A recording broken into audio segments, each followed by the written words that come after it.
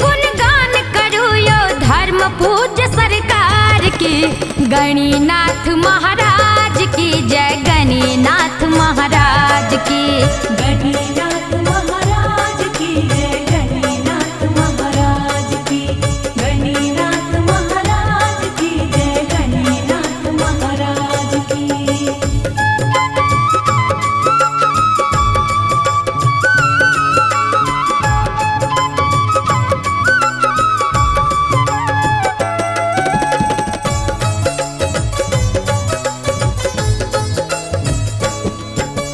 गंध धूप सो जन्म भेलनि शंकर के अवतार यो। शंकर के अवतार यो, शंकर के अवतार यो। शक्ति पीठ 51 माता सती के संग दरबार यो। सती के संग दरबार यो, सती के संग दरबार यो। गंध धूप सो जन्म भेलनि शंकर के अवतार यो। शक्ति पीठ 51 माता सती के संग दरबार यो।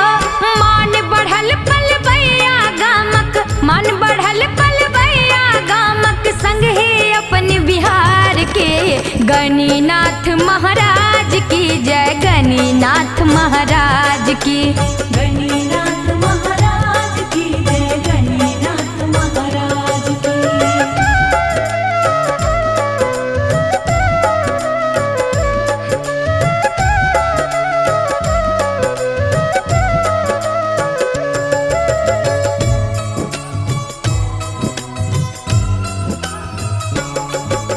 क्षमा सती माई के संग हिनकर अछि आस्थान यो। अछि आस्थान यो, अछि आस्थान यो। विष्णु अवतारी हिनकर पुत्र गोविंद जी नाम यो।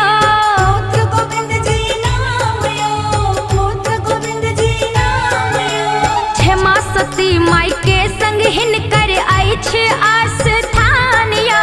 विष्णु के अवतारी हिनकर पुत्र गोविंद जी नाम यो।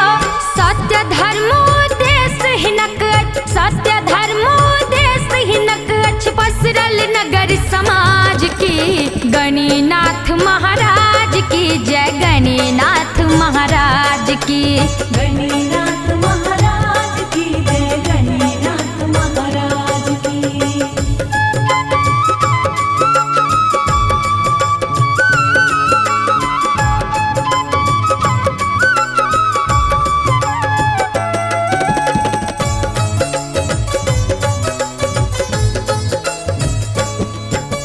लिखे शैलेंद्र बनल अछि सेवक गणिनाथ सरकार के।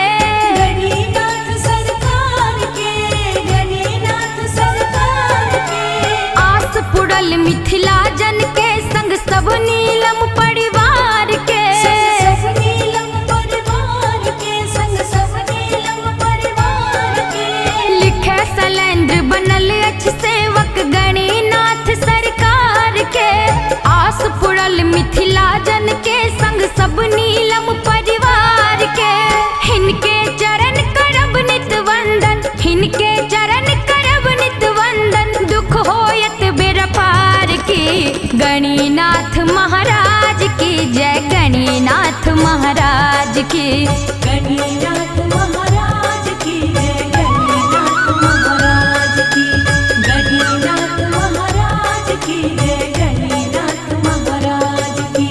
गणिनाथ महाराज की जय, गणिनाथ महाराज की। गणिनाथ महाराज की जय, गणिनाथ महाराज की।